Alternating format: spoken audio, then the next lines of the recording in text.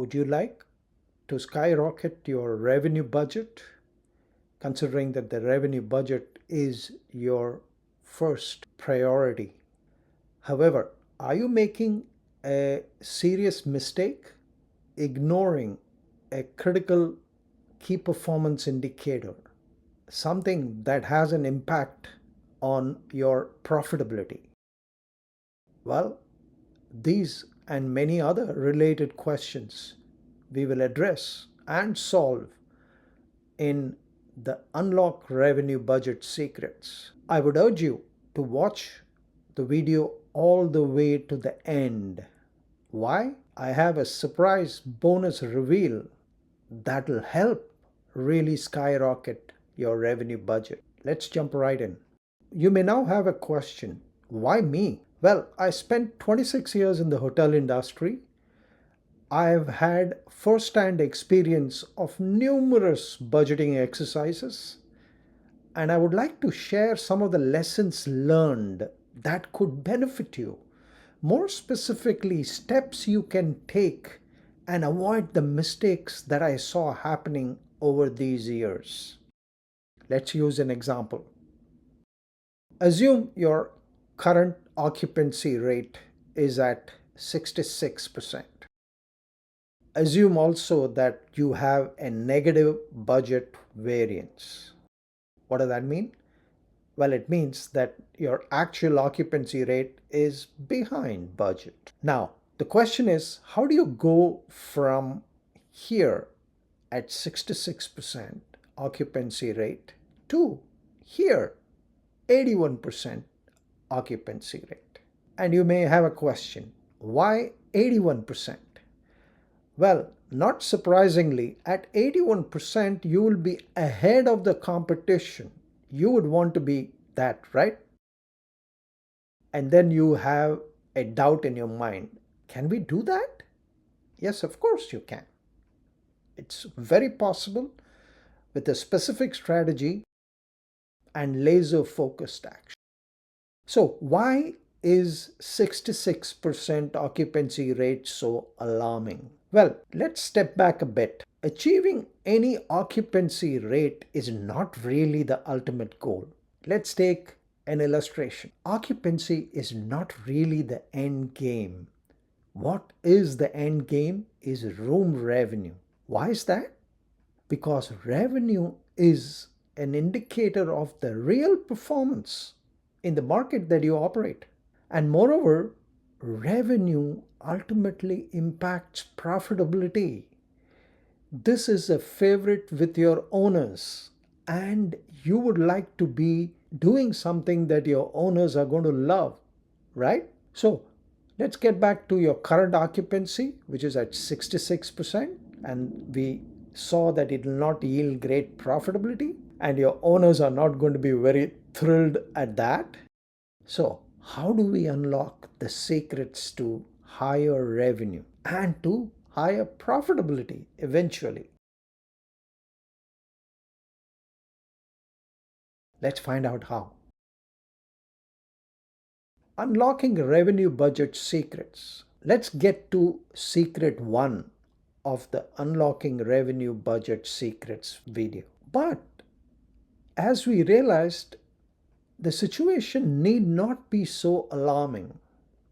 Let's get to secret 1. And the secret 1 is about switching your revenue budget focus. What do I mean by that? Well, stop looking at your occupancy rate and do what? Well, start looking at something called guest stays. Watch this clip on average length of stay, and I promise you, you will change your mind about the importance of average length of stay versus occupancy rate.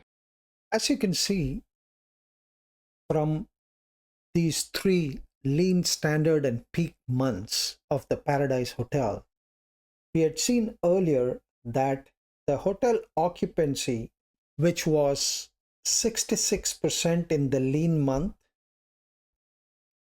went up to 81% in the standard month, and then to 93% in the peak month. However, important to understand is this measurement is only for rooms occupied for a day. We still do not know how long the guest stayed or how long the guests who occupied the rooms during the 66 and the 81 and the 93% stayed. And that is only measurable through understanding the average length of stay. And average length of stay, as you can see, is right here. What does the average length of stay do that the hotel occupancy does not do?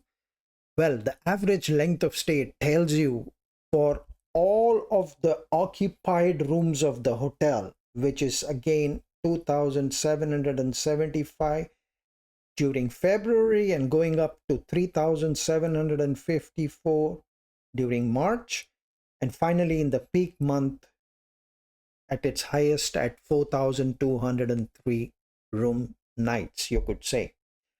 So in each of these room nights recorded for the 3 months, you are getting an indication of what's the average stay. For example, in the month of February, that means the average guest is staying for 1 day and a half, 1.5, during February. So your question would be, what's the significance of measuring average length of stay? As we said earlier, in this particular case, in the month of February, it is more important for us to know that each guest for all the bookings made during February and who stayed, and that measurement of the occupancy at 66% during February. Every guest is staying for 1.5 days on an average.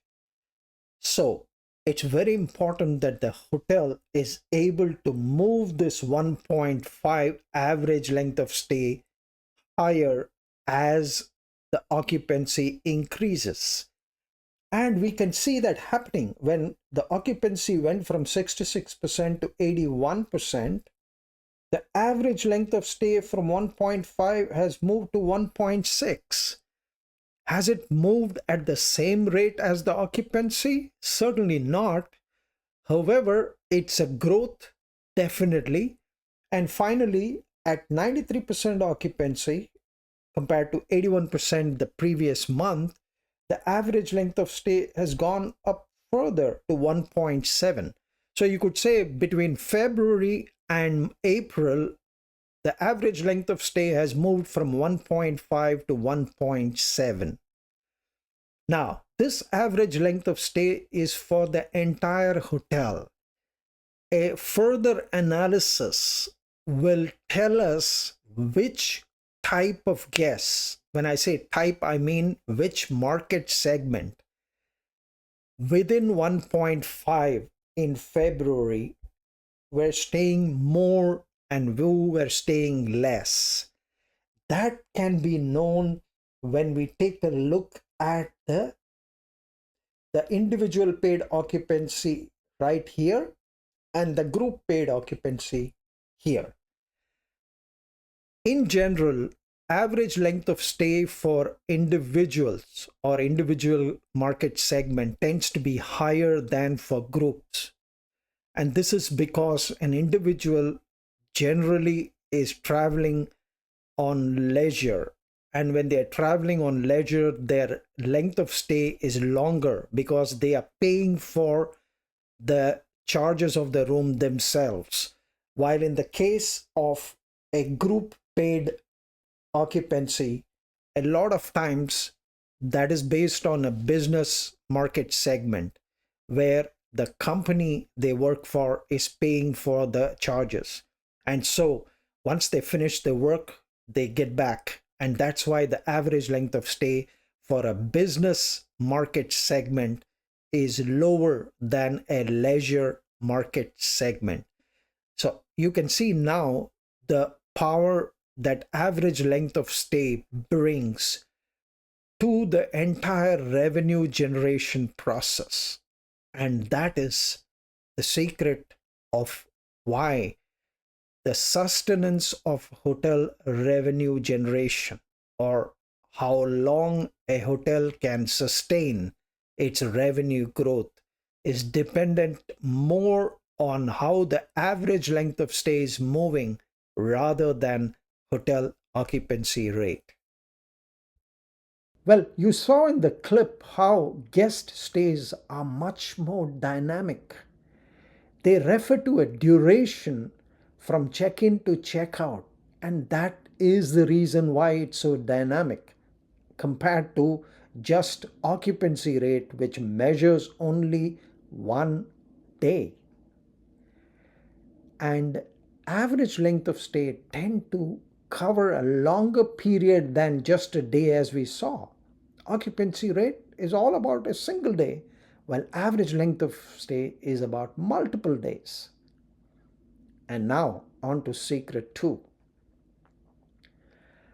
Make that average length of stay your revenue budget goal. And why should we do that? Well, you should do that because by starting to budget for guest stays, you are going to be getting closer to your room revenue budget. How do we get there? Well, the formula is total occupied rooms divided by total number of bookings. And you look puzzled. How do we get total number of bookings? Well, the property management system will do that for you. And now on to the third and final secret. Monitor the average length of stay that you calculated with your occupancy rate. And what will that achieve? Well, the idea is to track average length of stay along with your total occupied rooms. Meaning, if your total occupied rooms are increasing, are they because of an average length of stay increase? If not, you have to find out why. So let's summarize the 3 secrets that we just discussed to unlock revenue budget secrets. First, in the revenue budget secrets is to switch the focus from just occupancy rate to average length of stay. Meaning, make average length of stay your goal. And the third secret, of course, is to monitor the average length of stay and its increase or decrease along with the occupied room nights. And now for something you've been waiting for, the bonus reveal. Thank you for watching the video to the end. Here you go. What I call the game changer strategy. Look at leisure stays in your revenue. They will be higher than your business stays. And why is that? Well, you need to analyze that to find out. But in general, leisure stays are higher because they are generally paid for by the guests themselves. And when you go on leisure, you would like it to be, well, relaxed. So you are going to be on leisure, right? And idea is for you to harness the 3 unlock revenue budget secrets we just discussed. They will deliver higher revenue consistently through a higher average length of stay, a much better key performance indicator than just an occupancy rate. Well, if you want to know how to actually earn higher room revenue, click on the video above